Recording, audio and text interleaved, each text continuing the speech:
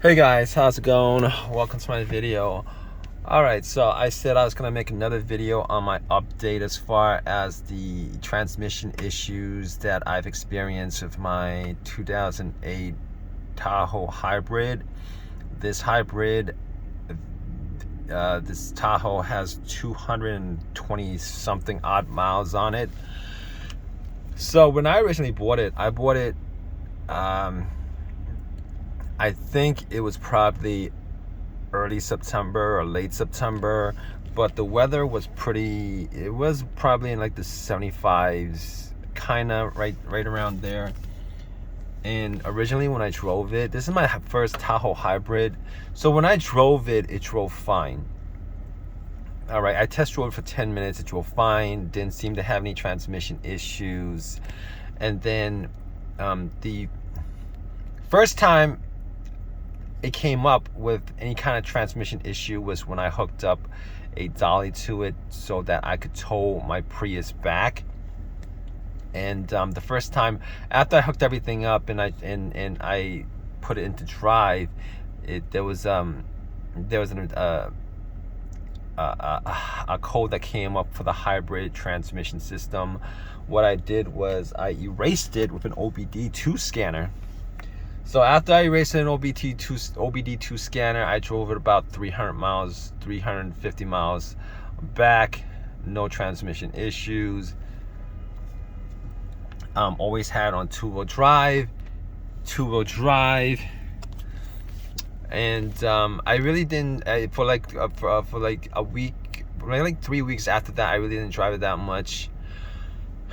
And then the temperature got colder, I started driving a little bit more, and I noticed that there was some slipping going on. Like it was I mean, most of the time it was always from like a slow roll to first gear when the engine cuts on. Not just when the engine cuts on, but even with the engine on, when it goes to like the first 10-20 Wait, when it goes up to first, like, when it starts revving up to like the 3 zone, the 4 zone, and then it goes all the way back down. And then after that, I would have transmission issues, like slipping issues. Right after that, the auto stop when cut on, it wouldn't go to auto stop, it would just keep on running. So what I did was I actually took my OBD2 reader and I erased it. And once I erased it, I noticed that, wait, what did I do? With all the codes, it came up with codes. So I erased the codes. And I believe it actually reset itself. Did I erase the codes? Okay, sometimes it was a while. It was like months ago. So I think it went to that where it wouldn't cut off, and then it had those slipping issues. And I don't know if any codes came up. All right, I don't know if any codes came up, but it would start having these. It wouldn't auto stop, and I was just playing around with it. I think I mentioned all this in my other video, but I played around with it from auto to two-wheel drive to auto, etc. But anyway, it got progressively worse. All right, it got to the point where it was kind of scary, because once you put your foot on the pedal, sometimes you put your foot on the pedal and then it takes like a split second before it catches, and then it goes all the way to the so I originally when I bought this vehicle, I thought it was a CVT transmission, but it really isn't. It really isn't. I think I read up on it. It might be like a regular transmission and a CVT transmission, but it actually takes, what is that transmission? It just takes regular transmission fluid, Transmax 6 or something like that. But anyway, let me see. It got progressively worse to the point where it would just keep on slipping. It would just slip and slip and slip and slip and slip. So I was like, you know what? I didn't know. Like I every time I buy a used car, I'm always kind of, I'm always on guard as to what kind of maintenance they did on the car. When bring these cars to the shop to get the transmission fluid changed. The guy said when he bought this used at 150,000 miles, he got the transmission fluid changed. And it always, like, I don't trust these shops to put in the right transmission fluid because they don't really care about your car. All right, I like doing my own work. I like knowing that the transmission and fluid put into the vehicle is the transmission that's specified for the vehicle. So basically, I at that point where it just kept on slipping, it kept on revving up to the 3 to 4 and then going back down, and I was like, okay, I'm gonna change out this transmission fluid. And the transmission fluid wasn't bad. It was pink. The transmission fluid wasn't bad. I changed out the engine oil, changed out the transmission fluid. And these are all things that you guys could do yourself. So you guys want, like, the transmission fluid was pink. There was no sign that it was burnt. I actually did rub it against my finger just to see if there was any kind of metal particles or anything like that, any kind of metal shavings. So I was like, okay, I have a problem on my hand, and I'm gonna have to try to solve it. All right, so I changed the transmission fluid. I put like a bottle of Riceland transmission helper or something like that. I've done videos on that. If you guys haven't watched those videos, definitely go watch those videos. I've had a lot of luck with that. I've put in like AT205, which is supposed to rejuvenate any kind of rubber seals and stuff. I put one bottle of AT205. I put one bottle of Riceland. Change the transmission fluid. Okay, I'm just going down the list of all the things I did. Okay, now there's a ground wire right under the driver's side seat under the vehicle, and I cleaned that up. I don't know if any of this stuff actually, like, specifically helped the issue, but I cleaned that up. I went to where I believe the inverter is on the passenger side under the hood, and there was 2 ground wires. One was connected to the inverter and one's connected to the frame of the vehicle. I took those off, cleaned it, popped it back on. Now, originally when it was slipping really bad, the temperature went down. Like the temperature from the time I bought this car to when it started slipping really bad, the temperature went down to, I don't know, the 40s and 50s. And originally I just assumed, I was looking at the temperature. It gives you the temperature of the transmission on here. Anyway, I looked at that and I was thinking that might be the problem. But anyway, regardless of all that, all right, if the transmission fluid was like brownish and dirty, I would have known that there would have been issue with the transmission itself mechanically. But since it was really pink, and this guy said he changed it up at 150,000 miles, I bought the vehicle at 220,000. So if there was any kind of issues with the fluid, I would have been really disappointed. Not disappointed, but I would have known that there was something that was wrong with the transmission itself. But in my mind, throughout the whole entire thing, originally I thought it was a CVT, and CVT transmission fluid, you're supposed to change it every 40,000 miles. Found out it wasn't a CVT, so I found out that maybe it would be something dealing with the the car's transmission control module, something dealing with computer issue or glitch or something like that. So now I know this is a 2008. All right, I'm taking all of this into account because you have to take all of this into account. As a 2008, this is the first year that GM did hybrid vehicles. I know for a fact that these Tahoe's hybrids, these GMC hybrids, these Chevy hybrids, they're not as intuitive as the Toyota hybrids, the Priuses, the Highlander hybrids. It's just, they're just not like when it goes from the battery power to engine power. Sometimes sometimes it's really intuitive, sometimes it's not. Sometimes you press on accelerator, it takes about a second for it to catch up. Sometimes it'll rev up, etc. Okay, I just took that into consideration as far as I'm probably never gonna get this to be, to work perfectly, as far as it just, you know, firing on all cylinders as far as, you know, every time I press on the accelerator, it does what it's supposed to do. Still, let me tell you guys what the improvements are that I've had, and I'm crossing my fingers on this because it's been probably like about 3 or 4 weeks since I've, you know, no, it's been actually a month and a half to 2 months since I actually, so I put in the bottle of Riceland and the AT205. It drove fine, but still had a little bit of a issue with it slipping. Just a little bit of an issue. So I mean, I got another bottle of Riceland transmission fluid. I put half a bottle in. Now it's half a bottle in, half a bottle. So it's a bottle and a half of Riceland transmission fix, and 1 bottle AT205. It's driven the best it's driven. All right.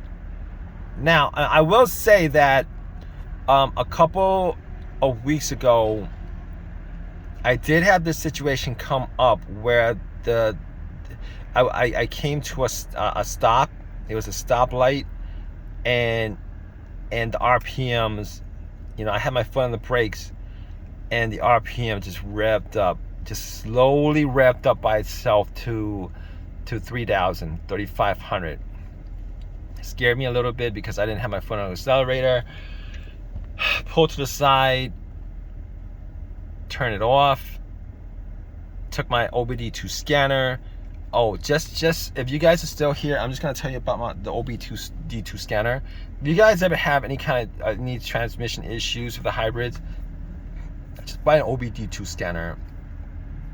All right, when you guys clear, even if there's no codes, no check engine light, when you guys buy an OBD2 scanner that allows you to clear the codes without any kind of codes. All right, like a $20 RTL from Walmart would allow you guys to do it. So I cleared it. Every time you clear it, I noticed that it drives better afterwards, because I think when you clear it, it actually resets the transmission, the logs or whatever. Because I think I think that this has transmission learning, as far as, you know, learning your own personal driving preferences and stuff like that, and it pretty much curtails, but it pretty much assists as far as, you know, fuel economy and stuff like that with how you drive. And I think when you actually press the erase button, it actually erases all of that out of the system, so it just resets it. That's what I'm thinking, because it has helped. So every time I come across these issues, like when it jumped to 3,000, and it did that at least 3 times that day. Hasn't done it since. It did that at least 3 times. No check engine light, no codes, nothing came up. I just took my OBD2, I plugged it in, I erased it, and then drove normally. Now I will tell you guys that I had it on auto. And you know, originally it was on 2-wheel drive mode, but I had it on auto for like the majority of the time that I drove it. And I noticed that once I put it back to 2-wheel drive mode, it's been driving fine. I haven't had too many issues. So it's been driving as good as it ever has been. It does do that little slipping thing every once in a while, but it's a rare occasion these days that it actually does that. I really can't complain about it. I actually bought this on the cheap. I actually bought it on the cheap, around 4,500 actually, 220,000 miles on a hybrid. I really don't have too many complaints about it. Now, as you guys notice, I haven't driven this car for like at least 4 or 5 days, and I've been talking about 14 minutes now, and it hasn't gone to auto stop mode. So it might be because, you know, maybe like when I was driving it a little bit, I pressed on the accelerator, it did that little thing where it doesn't catch for a second, and then, you know, and I kind of know this at this point, because you know, if if I press on accelerator, it revs up to 3,000 and it goes back down. I know that, you know, the computer senses an issue, and it'll take a little while driving before it resets itself. So if you guys leave it like this, it'll reset itself after a little while.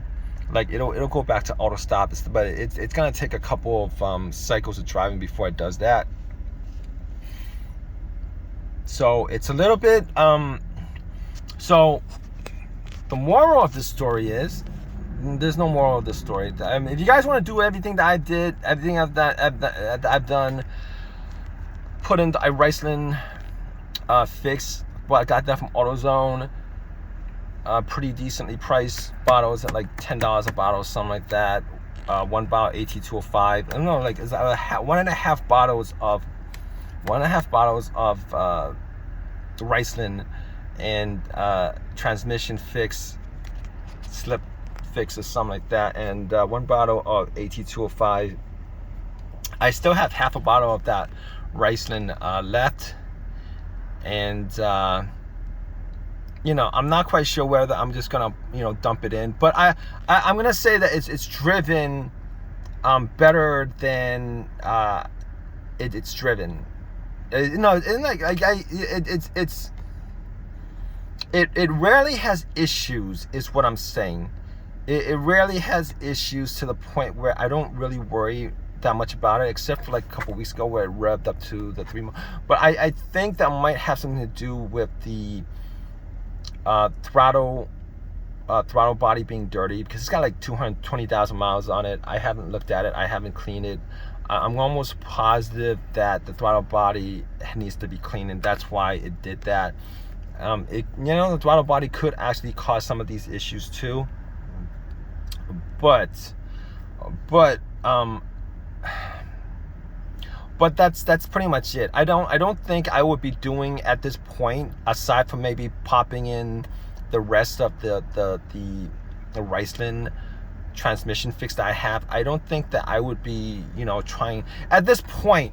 What I'm saying is, I'm not looking to, like, outside of the cleaning up the throttle body and maybe putting the rest of the Riceland in. At this point, I've gotten my vehicle to the point where, you know, I'm fairly satisfied with how it drives, fairly satisfied with the fixes to the transmissions issues that I've had, because I've driven it like, this is not my daily driver. I do take it every once in a while. You know, I do drive it on like a weekend. I'll take it like 40 miles. I use it for most of the day. Haven't had any major issue come up, except for that, you know, the RPM going to the 3 mark at a stop, you know, for no reason whatsoever. But that's only happened 3 times, and I think it's the throttle body that's the problem. And I just assumed that a lot of this is probably, maybe instead of like mechanical issues with the transmission itself, it's probably the TCM that's the issue. And I know this because, I that's what I'm diagnosing it as, because the transmission fluid is very, very clean. It's very, very pink. It's very, very clean. It doesn't seem to have any kind of dirt in it or any kind of issues, any kind of, it's not brownish. It's just absolutely bright pink. So so this is my update for it. If you guys want to do everything that I've done, definitely do everything.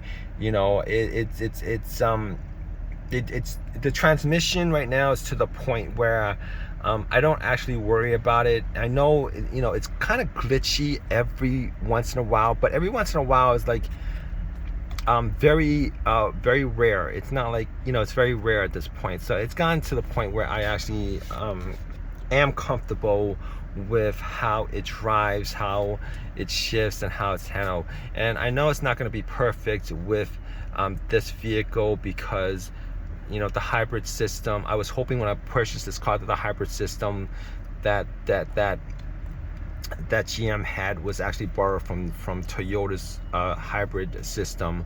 But apparently this is Chevy's 100% Chevy's hybrid system, and I'm just gonna assume that, you know, being in 2008, they're gonna have you're gonna have like not the best.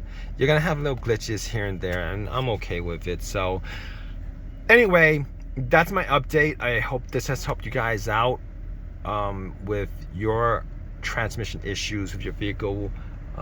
Definitely leave a comment in the comment section. If you guys have any, please give me a thumbs up and all that good stuff.